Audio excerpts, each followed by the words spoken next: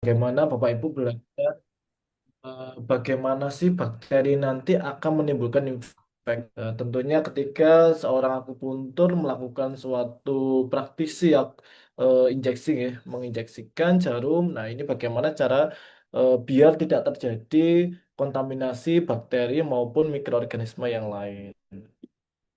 Nah, bakteri itu sendiri apa? Bakteri adalah mikroorganisme yang bersel satu atau uniseluler yang tidak memiliki membran inti atau prokaryotik. Nah, bakteri dapat hidup di berbagai lingkungan seperti tanah, air, udara, tubuh makhluk hidup, bahkan di tempat ekstrim seperti kawah vulkanik atau kutub. Nah, kita ketahui bahwasanya ada beberapa bakteri yang memang seharusnya ketika dia pada tempat-tempat tertentu atau suhu-suhu tertentu dia sudah harusnya sudah mati dalam hitungan jam ketika dia tidak punya host atau tempat untuk bisa berkembang biak dia bisa mati. Tetapi ada beberapa jenis bakteri yang dimana dia memang sangat kuat. Nah, dia mungkin kalau Bapak Ibu pernah lihat, pernah dengar juga ketika di Kutub Utara, ketika ada seorang peneliti menemukan suatu jasad ya, atau ini apa nama jasad dari makhluk hidup ya zaman purbakala. Nah, di mana ternyata ketika dilakukan penelitian ternyata masih ada salah satu bakteri. Nah, artinya bakteri ini ada beberapa bakteri yang jenisnya dia tinggal di suhu yang sangat ekstrim pun dia masih hidup. Nah, kemudian salah satu contoh dari bakteri Mycobacterium tuberculosis, yaitu bakteri yang penyebab dari TBC, yang dimana dia juga sangat tahan asam dan juga sangat tahan suhu yang ekstrim. Makanya sangat ini ya, sangat kuat dan dia juga tidak langsung mati ketika dia ditaruh di udara luar. Makanya salah satu penyebarannya adalah airborne atau udara, yang dimana walaupun dia di udara dengan suhu sangat panas, dia tidak langsung mati pada bakteri Mycobacterium tuberculosis. Nah, kemudian kita tahu bahwasannya ada beberapa jenis bakteri yang dia juga bisa bermanfaat dan juga bisa merugikan bagi manusia dan lingkungan. Nah, kadang kita tahu bahwasannya mungkin yang Bapak Ibu tahu bahwasannya bakteri itu hanya yang merugikan saja ya, tetapi kita juga harus tahu bakteri itu ada dua yang dimana dia juga bisa menguntungkan dan juga bisa merugikan. Nah, apa saja sih bakteri yang menguntungkan? Nah, salah satunya adalah bakteri pengurai yaitu kemudian Stomas, SP, kemudian di mana dia berfungsi dalam membantu mengurangkan sampah organik. Yang kedua adalah bakteri usus ada di usus kita, yaitu bakteri Lactobacillus. Nah, Lactobacillus acidophilus, kemudian juga ada bakteri E. coli. Nah, itu yang dimana berfungsi dalam penguraian sisa-sisa makanan yang tidak digunakan oleh tubuh, sehingga ketika nanti apa namanya ada sisa-sisa zat zat metabolisme yang memang tidak digunakan, makanan dan lain sebagainya, kemudian dilakukan pembusukan oleh bakteri E. coli. Nah, itu salah satu bakteri yang menguntungkan untuk manusia. Kemudian ada bakteri penghasil makanan, ada Lactobacillus bulgaricus, yang dimana digunakan untuk fermentasi. Sehingga ini juga bisa untuk pembuatan yogurt. Kemudian ada juga Acetobacter. Nah, kemudian juga ada bakteri pengikat nitrogen, Rhizobium. Nah, ini biasa digunakan dalam pembuatan ini ya, untuk akar-akar tanaman kacang-kacangan juga ada juga bakteri yang untuk fermentasi tempe itu salah satunya juga. Nah, mungkin Bapak Ibu yang perlu diketahui bahwasanya bakteri ini juga tergantung dari tempatnya. Dia bisa berkembang biak di beberapa tempat ya. Jadi mungkin bakteri tidak hanya berkembang biak pada manusia, tetapi juga ada salah satunya kalau kita lihat ini salah satu referensi di jurnal Scopus, di mana bakteri itu juga ada di hewan, di animal. Kemudian juga ada di makanan, salah satu makanan. Kemudian ada juga di manusia, ini salah satunya tadi ya di usus itu ada E. coli, kemudian Lactobacillus tadi. Nah, kemudian ada di udara. yang dimana kalau misalkan pada pasien yang ini apa namanya batuk pilek, nah terutama pada kalau batuk-batuk influenza itu mungkin virus, tetapi juga pada pasien dengan TBC, penyakit TBC, tuberkulosis, yang dimana ketika dia batuk dan itu mengeluarkan percikan riak ya, percikan dari salivanya, nah dimana di salivanya tadi atau di riak tadi mengandung bakteri dari TBC dan itu dihirup oleh orang lain, nah ini juga akan bisa menularkan. Nah, kemudian juga ada bakteri yang di air. Nah, kemudian ada bakteri yang juga di tanaman. Nah, eh, ini mohon maaf judulnya adalah bakteri yang merugikan. Nah, ini adalah salah satu contoh bagaimana bakteri apa saja sih bakteri-bakteri yang merugikan yang nantinya juga akan bisa kita cegah. Nah, salah satu adalah bakteri Mycobacterium tuberculosis yang dimana menyebabkan penyakit TBC, kemudian bakteri Salmonella typhi yang menyebabkan tipes ya. Kemudian ada Vibrio cholerae, bakteri penyebab kolera. Kemudian ada bakteri Staphylococcus aureus, yaitu bakteri yang menyebabkan infeksi kulit, abses. Kemudian bakteri Clostridium tetani, eh, penyakit tetanus. Nah, ini biasanya mungkin paling sering terjadi pada orang-orang yang terkena, mohon maaf, misalkan ini apa namanya besi atau kawat atau paku yang dia berkarat. Nah, ini juga akan menjadi hal yang penting buat para akupuntur yang dimana harus memastikan bagaimana jarum yang digunakan ini adalah jarum selain dia steril, tetapi dia juga sudah tidak berkarat. Nah, karena ada beberapa para akupuntur ini mungkin jarumnya yang dia sekali pakai dibuang juga mungkin ada yang dilakukan sterilisasi. Nah, ini adalah salah satu visual dari bakteri Mycobacterium tuberculosis. Nah, di mana bakteri Mycobacterium tuberculosis ini adalah salah satu penyakit TBC yang terjadi pada eh, beberapa organ. Salah satunya ada kan jenis dari TBC, ada TB tulang, kemudian TB kalian paling sering adalah TB paru-paru yang dia memang melakukan invasi di di pulmonalis atau di paru-paru yang dimana mengakibatkan salah satu adalah gejala batuk yang terus-menerus selama 2 minggu. Nah, ini adalah visual dari bakteri Salmonella typhi yang dimana ini bakteri yang memiliki flagel dan juga pili. Nah, kalau kita lihat ada apa namanya seperti ekor ini adalah flagel. Kalau yang ini seperti kayak bulu-bulu ini adalah pilinya. Nah, kalau flagel ini dia berfungsi dalam ini menarik tubuhnya kalau ini untuk jalan. Kalau yang silia ininya. Nah, kemudian ada bakteri Vibrio cholera yang dia biasanya ada di usus. Nah, ini adalah bakteri Staphylococcus aureus yang paling banyak terjadi pada kalau kita mengalami penyakit abses atau nanah gitu ya. Nah, ini biasanya bakteri Staphylococcus inilah yang berperan dalam suatu infeksi yang dia sampai bernanah. Tetapi yang menjadi khas yaitu adalah ketika bakteri Staphylococcus ini akan resisten terhadap suatu obat antibiotik. Nah, ini nanti saya jelaskan di belakang. Nah, kemudian ini adalah salah satu contoh secara visual bakteri Clostridium tetani yang menyebabkan penyakit tetanus yang dimana salah satunya diakibatkan oleh adanya luka atau goresan dari salah satu besi yang berkarat. Nah, kemudian secara struktur dari bakteri bisa kita lihat bahwasannya bakteri itu terdiri dari kalau tadi ada yang menjumpai semacam bulu-bulu ini adalah pili namanya. Pili ini adalah digunakan untuk dalam pergerakan bakteri untuk bisa jalan. Nah, kemudian ini ada plasmid. Nah, Kemudian ini ada ribosom.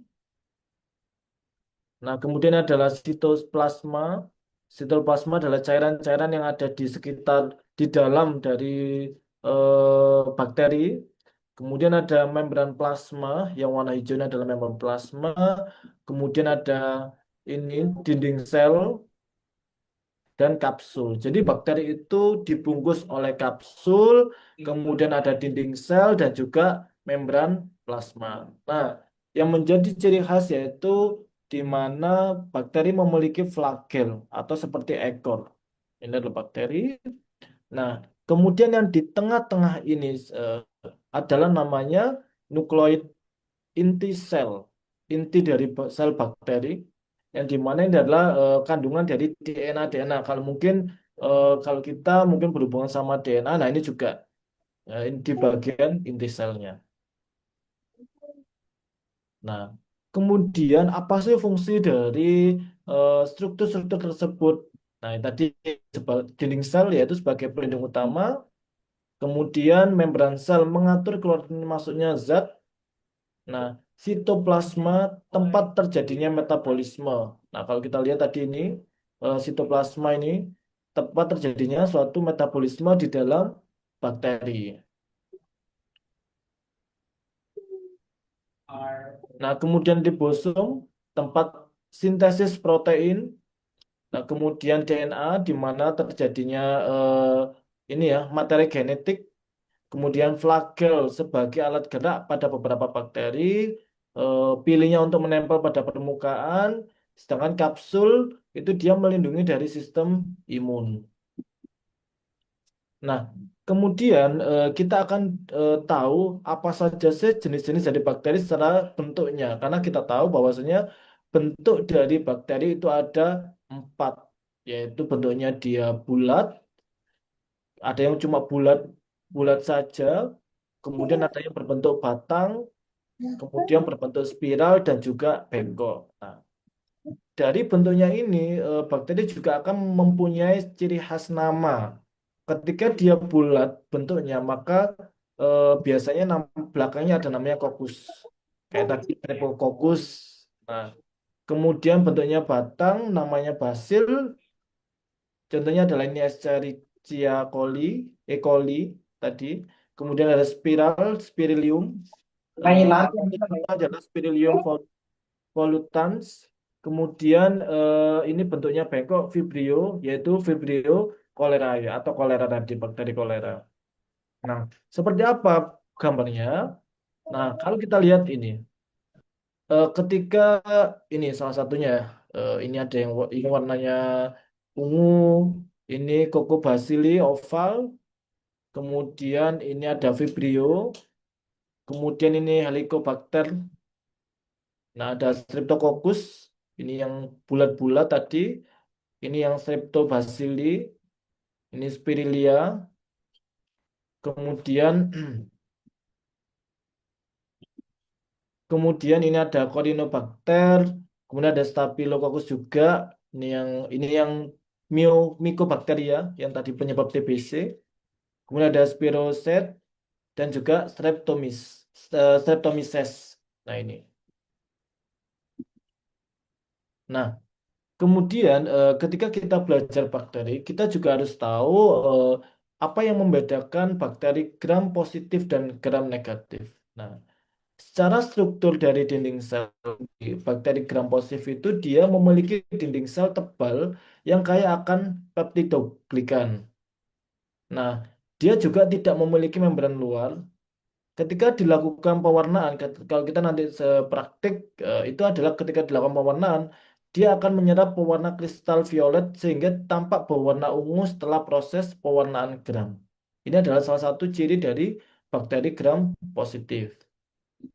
Nah, kemudian bakteri gram negatif. Bedanya kalau pada gram negatif adalah dia memiliki dinding sel tipis dengan lapisan peptidoglikan yang lebih sedikit. Nah, kalau tadi yang positif, dia malah banyak peptidoglikannya. Nah, kemudian memiliki membran luar yang mengandung lipopolisakarida. Nah, secara pewarnaan menyerap pewarna safranin setelah dicuci dengan alkohol sehingga tampak berwarna merah muda atau merah. Jadi nanti yang ketika dilakukan pemeriksaan dan dilakukan eh, penglihatan di mikroskop itu ketika sudah dilakukan pewarnaan, maka salah satu ciri dari gram positif adalah dia berwarna ungu, sedangkan yang gram negatif berwarna merah muda atau merah.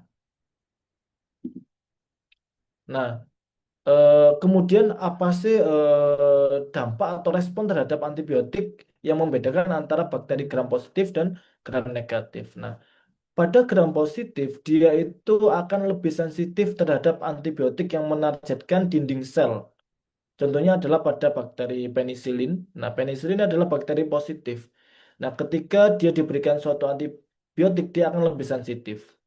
Kemudian kalau pada bakteri gram negatif, dia akan lebih resisten terhadap banyak antibiotik karena adanya membran luar yang menghalangi penetrasi obat. Nah, maksudnya apa? Ketika kita mengalami suatu infeksi, biasanya dokter kan meresepi beberapa antibiotik. Nah, inilah yang membedakan antara gram positif dan gram negatif. Salah satunya adalah gram negatif yang dimana dia lebih resisten terhadap banyak antibiotik. Nah, ini salah satu contoh dari visual bakteri gram positif dan gram negatif. Contohnya ini pada gram positif yaitu Staphylococcus aureus, kemudian ada Clostridium botulinum, kemudian ada Bacillus anthracis. Nah, ini Streptococcus pneumonia. Ini juga salah satu gram positif. Nah, kemudian kalau pada yang gram negatif itu ada Neisseria meningitidis, kemudian ada Spirilium volutans, ada Vibrio cholera, dan juga bakteri Helicobacter pylori yang biasanya ada pada gaster. Ini yang E. coli tadi Escherichia coli yang ada di usus.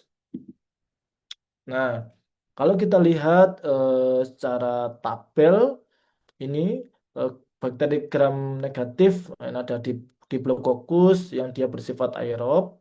Kemudian ada Coccobacilli, contohnya ini Helicobacter influenza, kemudian ada pertussis, nah kemudian ada Bacillus.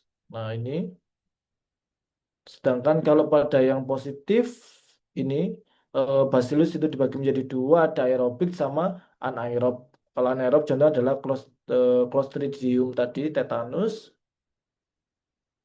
Nah, kemudian ini ada yang bentuknya kokus itu yang aerob itu ada dua, ada yang Streptococcus dan juga Staphylococcus. Nah, kalau Streptococcus itu ada Streptococcus alpha, Streptococcus beta dan juga yang gamma. Nah, ini contohnya ada Viridian Streptococcus, kemudian Streptococcus pneumonia, ini termasuk Streptococcus alpha. Nah, ini secara visual yang lebih jelas. Kalau yang gram negatifnya itu ada Gonococcus, tadi ya sudah ada Vibrios, Escherichia coli, Helicobacter. Kalau tadi yang positif ini ada Pneumococcus, Streptococcus, Staphylococcus. Nah, pada bakteri gram positif umumnya menghasilkan eksotoksin yang dapat menyebabkan penyakit, sedangkan pada gram negatif dikenal menghasilkan endotoksin atau lipopolisakarida yang dapat menjadi penyebab shock sepsis.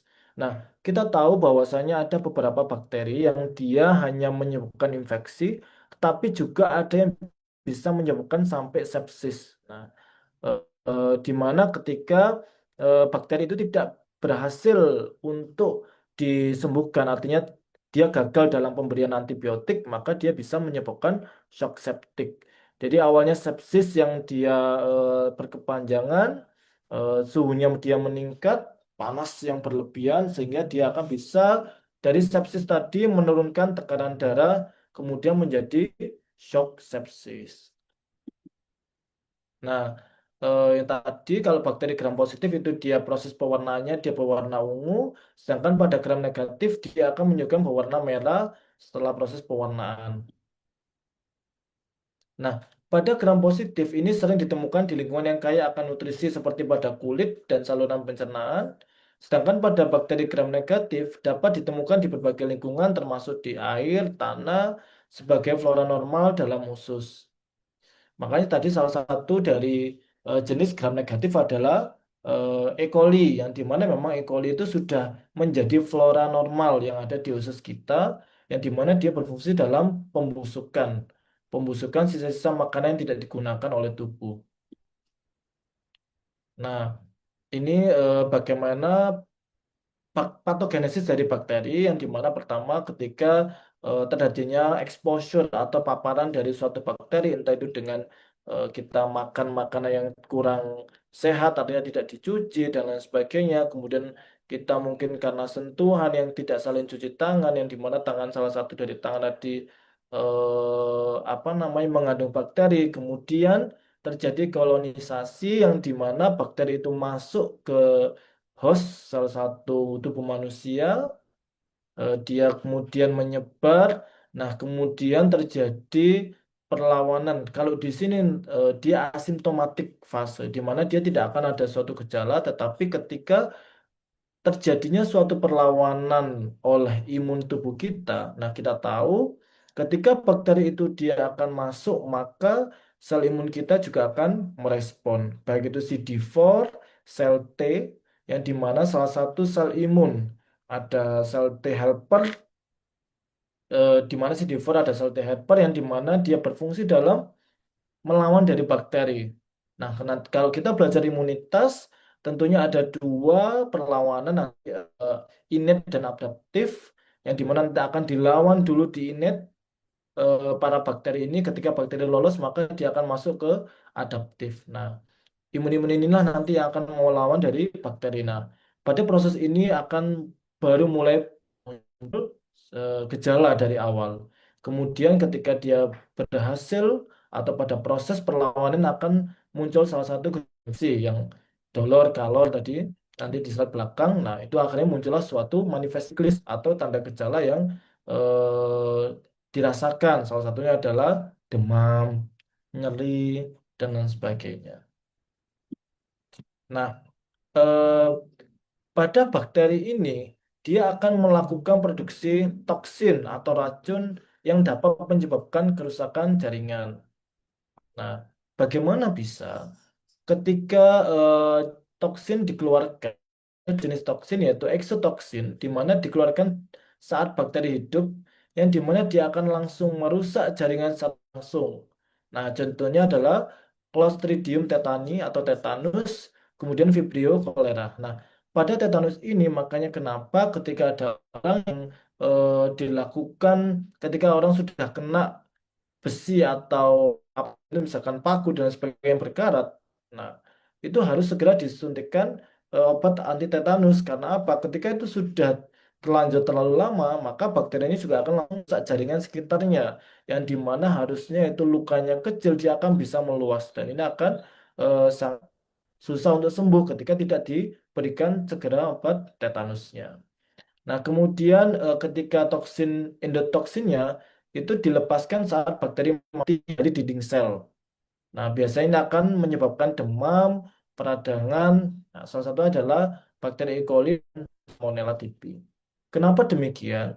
Ketika bakteri itu mati, yang dimana dia melepaskan salah satu strukturnya, entah itu dari dinding sel atau apapun, imun juga akan membaca bahwasanya, oh ini ternyata ada musuh nih. Nah, ketika imun itu akan membaca dan akan berusaha untuk melakukan entah itu fagositosis yang dilakukan oleh makrofag atau sel imun lain, di sanalah proses terjadi pelepasan beberapa sitokain yang akan menyebabkan gejala salah satu adalah demam. Nah, eh, kemudian ketika bakteri itu sudah melakukan invasi, terjadinya suatu infeksi, ya salah satu adalah demam, di mana reaksi imun terhadap endotoksin, kemudian munculnya mialgia atau nyeri biasa pada tubuh yang dia memang sakit semua kita rasakan. Nah, nyeri dan radang akibat kerusakan dari jaringan, kemudian bisa juga diare, batuk, ataupun nanah. Nah, ini juga tergantung dari bakterinya apa. Kita terkena infeksi bakteri apa. Misalnya kalau bakteri Mycobacterium tuberculosis, tentunya salah satu manifestasi klinisnya adalah batuk. Kemudian kalau tadi Staphylococcus yaitu abses atau bernanah, kolera, nah salah satu adalah diare. Nah, tergantung dari bakterinya apa. Nah, ini yang patut diperhatikan. Nah, ini biasanya paling ada di apa namanya di rumah sakit, yaitu adanya infeksi yang disebabkan oleh bakteri Staphylococcus aureus, yaitu terjadinya infeksi MRSA atau methicillin resistant Staphylococcus aureus, yang dimana bakteri ini dia telah kebal atau resisten terhadap antibiotik golongan methicillin serta beberapa antibiotik lainnya seperti penicillin, amoxicillin, dan oksasilin. Nah, inilah biasanya sangat menjadi concern ketika di rumah sakit, dan ini akan menjadi eh, perhatian khusus. Makanya biasanya ditempatkan di ruang tertentu, isolasi khusus MRSA.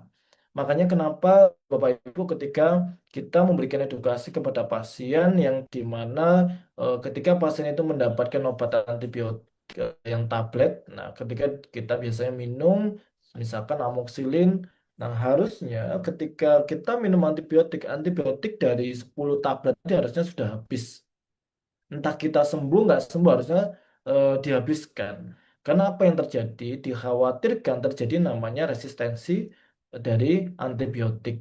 Nah, karena kita tahu mungkin salah satu eh, penyakit yang kita penyakit B ini bisa menjadi TB MDR. MDR itu apa? Penyakit TBC yang dia sudah multi drug resistant. Artinya dia sudah resisten terhadap semua antibiotik yang diberikan pada pasien TBC. Nah, ini yang mungkin sangat berbahaya karena apa? Ini akan sangat susah ketika dilakukan pengobatan. Karena obat-obat antibiotik yang obat-obat antibiotik khusus TBC yang OAT itu eh, dia sudah tidak mempan. Ethambutol, rifampicin, eh, pyrazinamide dan lain sebagainya. Nah, ketika sudah tidak mempan, maka harus dilakukan antibiotik yang lain. Makanya kenapa itu yang menjadi concern pada salah satunya adalah MRSA ini juga. Ketika bakteri Staphylococcus aureus ini sudah resisten atau kebal terhadap antibiotik golongan methicillin dan juga penicillin, amoxicillin, dan oksasilin. Nah, ini salah satu ciri-ciri infeksi MRSA yaitu infeksi kulit, adanya bisul, abses, kemudian luka bernanah, kemerahan yang terasa panas dan nyeri. Kemudian pada kasus berat, bakteri dapat menyebabkan ke darah, paru-paru, tulang, jantung, dan menyebabkan kondisi serius seperti sepsis dan pneumonia. Nah, ini yang biasanya kita khawatirkan adalah terjadinya sepsis. Kadang kita tidak tahu pasien ini sebenarnya sudah mengalami tanda gejala sepsis karena masih mirip dengan demam biasa. Nah, tetapi ketika nanti akan ketahuan ketika dia sudah sampai demam tinggi, bahkan sampai muncul manifestasi klinis kejang. Nah, ini kita akhirnya tahu ternyata ini sepsis. Dan kita harus segera melakukan pemberian, misal nanti kita misalkan kalau sesuai ini melapor ke dokter yang dimana nanti dokter akan memberikan obat-obat antibiotik yang dimana nanti akan mencegah terjadinya shock sepsis. Nah, eh, pada saat ini Bapak Ibu di rumah sakit itu banyak pada pasien yang terjadinya abses atau nanah. Nah, rata-rata pasien ini tidak tahu bahwasannya eh, kalau tadi kita lihat bahwasannya abses ini kan disebabkan oleh Staphylococcus, salah satu bakteri apa Staphylococcus. Nah, padahal ini adalah bukan anak yang biasa. Nah, ketika dia masuk ke rumah sakit, ketika taunya adalah kulitnya, apa namanya, lukanya itu nanah kecil. Tetapi ketika di rumah sakit dilakukan operasi pemeriksaan, ternyata itu sudah nanah di dalamnya dan di dalamnya adalah berongga besar. Ini saat ini banyak banget di rumah sakit. Nah, inilah salah satu selulitis yang kalau dulu kita pada zaman dulu itu kita itu kalau namanya kena udunun ya kalau bahasa Jawa orang Jawa mungkin taunya udun itu ya sudah akan sembuh-sembuh sendiri. Tetapi kalau sekarang itu hampir di rumah sakit tuh banyak pasien yang dimana tidak memiliki riwayat diabetes mellitus, tetapi dia memiliki luka nanah yang bukan di satu satu titik kecil, tetapi hampir, misalkan pada kaki hampir seluruh kakinya yang di betis. Nah, ternyata di dalamnya itu nanas semua. Nah, secara diagnosa dia adalah selulitis, hanya selulitis. Nah, ini yang mungkin menjadi concern kita. Ada beberapa bakteri yang ternyata memang dia bisa menyebabkan selulitis yang sangat parah. Sehingga biasanya dia dilakukan kultur, yaitu kultur bakteri. Sebenarnya ini bakterinya disebabkan oleh bakteri apa, sehingga sampai kok terjadi rongga. Jadi otot dan lain tulangnya itu bahkan ada yang keropos gitu. Jadi biasanya dimasukkan beberapa apa namanya semacam kasa untuk menyerap dari nananya tadi yang di dalam.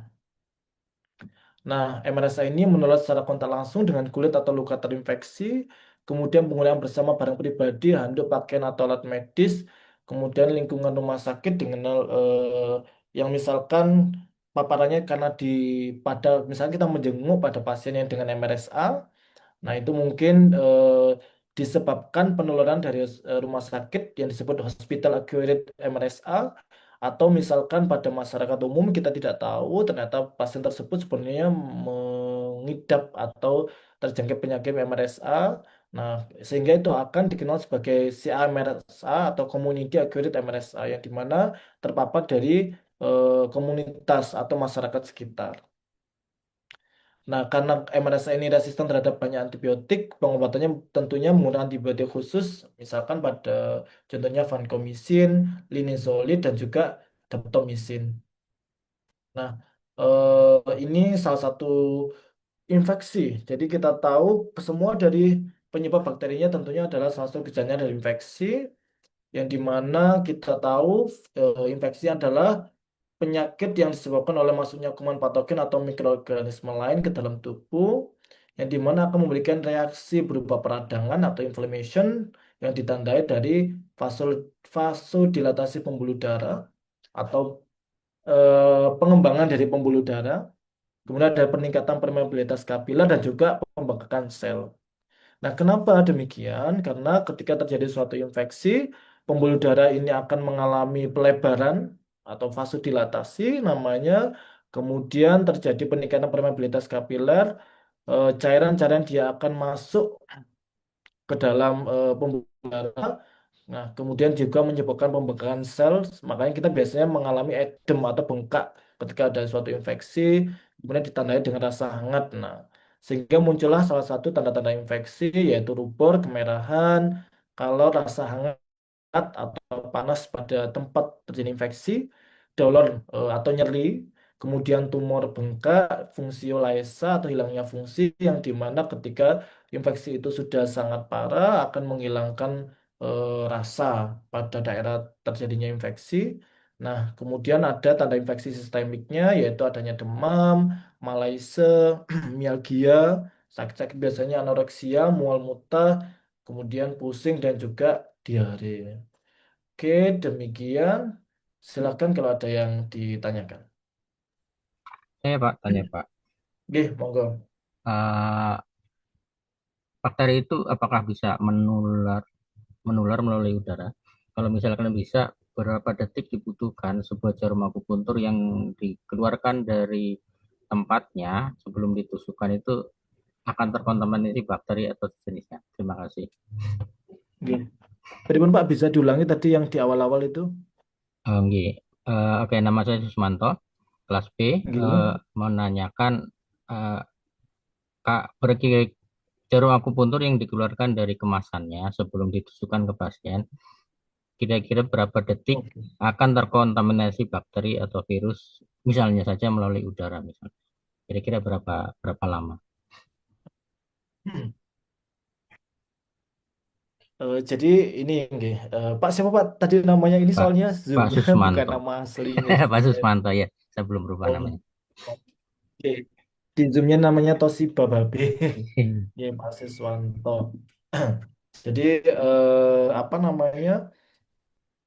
Tadi pertanyaannya, berapa lama jarum akupuntur ketika dia dikeluarkan bisa terkontaminasi gitu. Nah, bakteri atau virus. Nah, karena ini masih pembahasannya bakteri, Pak, mohon izin. Jadi kita lihat dulu. apa bakteri ini bakteri apa. Nah, tadi kalau saya sampaikan, jadi ada beberapa bakteri yang dia memang bersifat dia harusnya mati dalam jangka waktu tertentu. Ada yang dia sangat tidak akan mudah mati. Salah satunya adalah bakteri Mycobacterium tuberculosis. Nah, tetapi kalau tadi yang disampaikan Pak Suwanto, ketika jarumnya tadi itu baru dibuka dari kemasan, selama jarum itu maksudnya tidak ditaruh di tempat yang memang ada apa kotor terutama ya. Kita kan nggak tahu nih ketika tempat itu apakah ada bakteri apa dan lain sebagainya.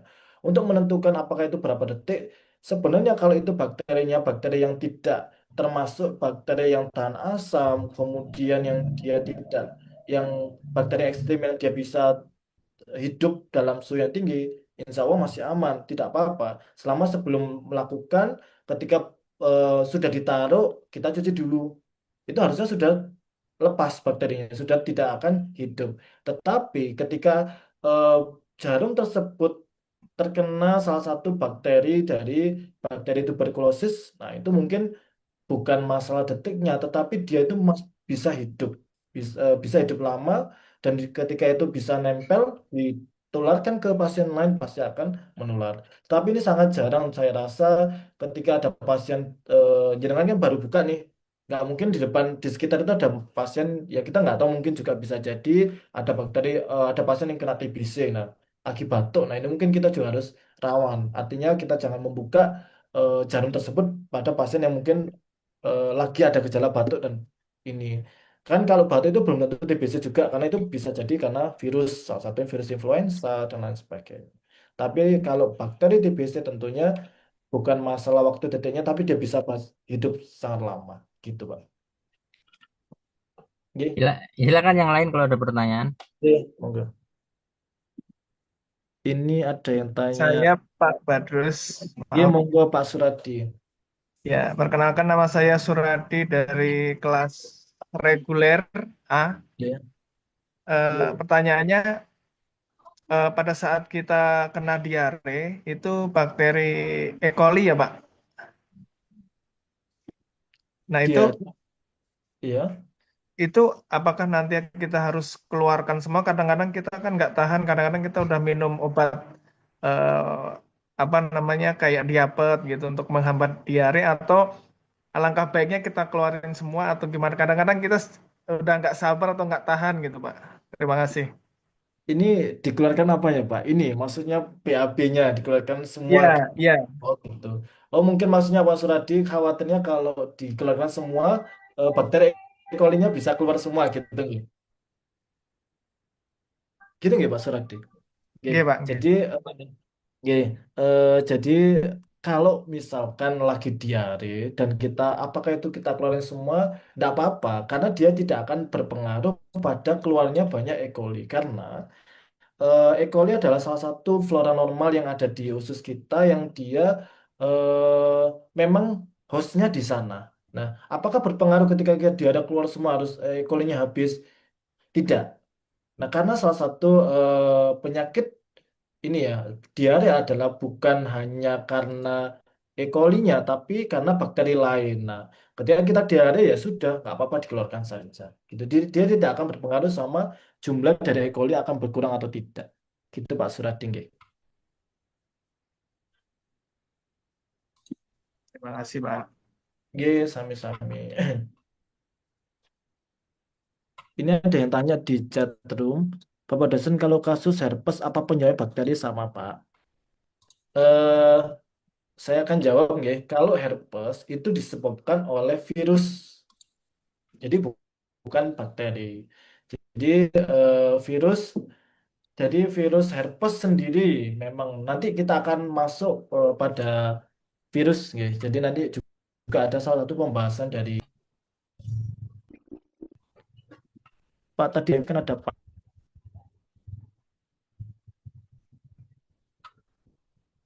infeksi. Nah, oke.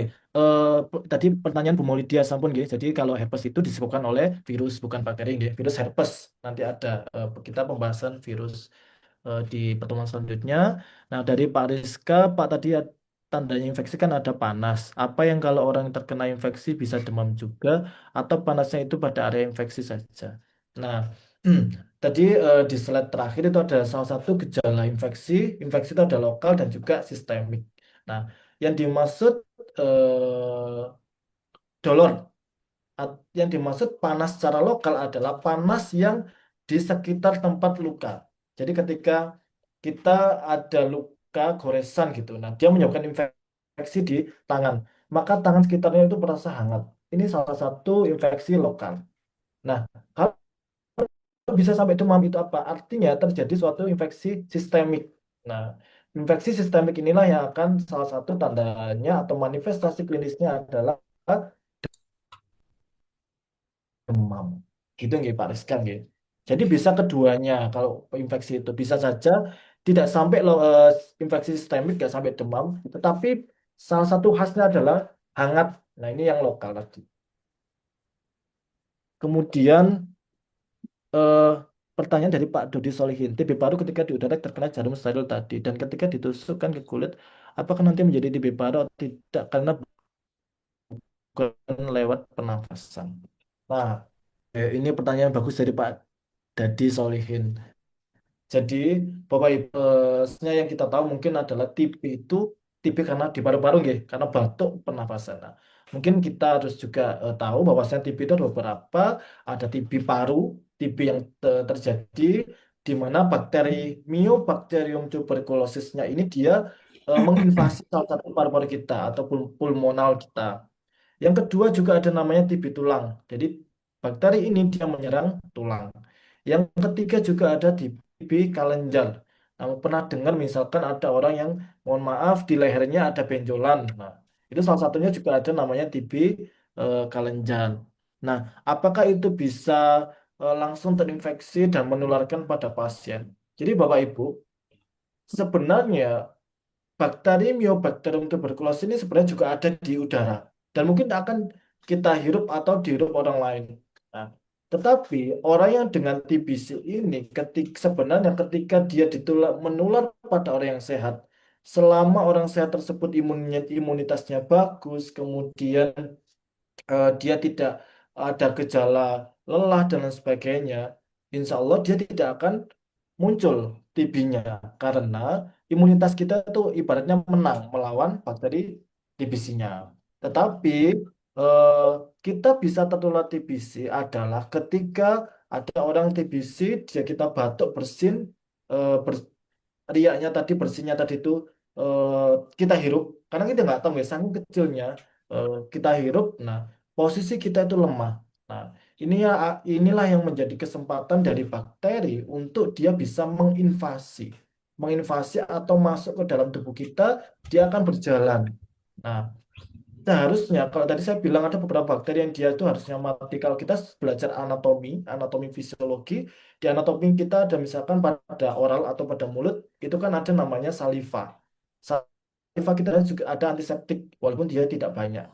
Seharusnya makanya kenapa kadang kita lihat anak kecil makan nggak pakai cuci tangan, dia nggak demam, nggak infeksi, karena memang sudah dilawan oleh imunitas kita yang ada di mulut.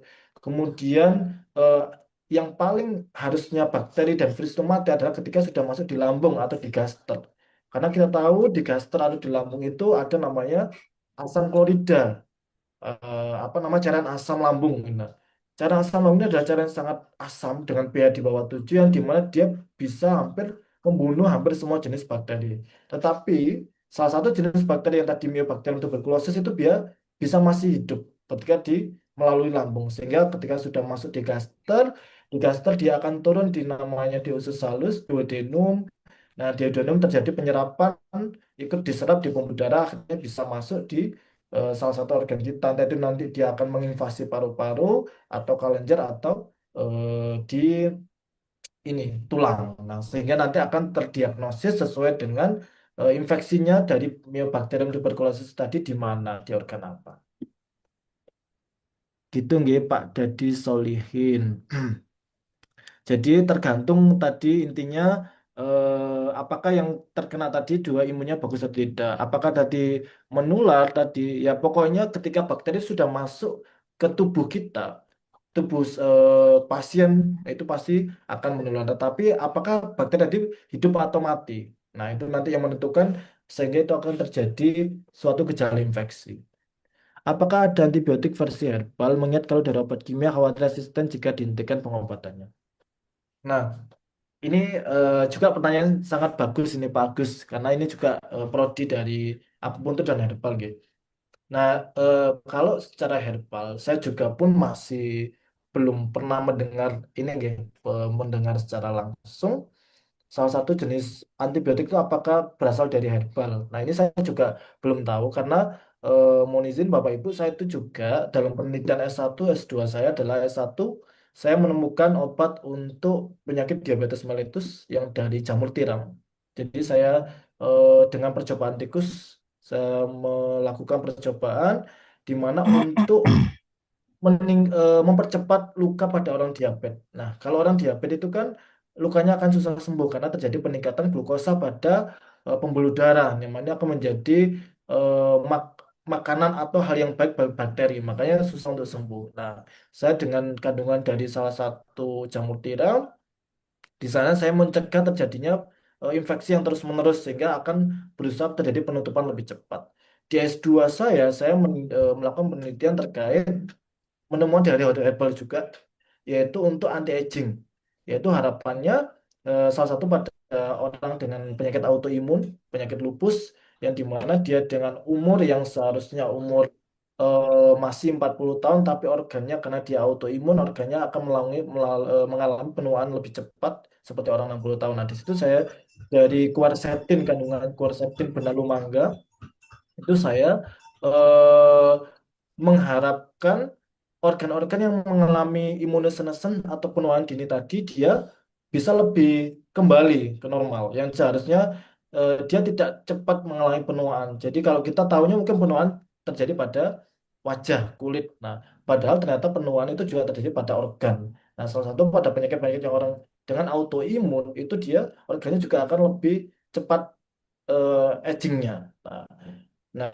sehingga ini akan kolerasi dengan pertanyaan Pak Agus ini, apakah ada antibiotik versi herbal ini juga harusnya menjadi penelitian Pak Agus, menemukan herbal apa nih yang dia ada kandungannya dengan setara dengan antibiotik.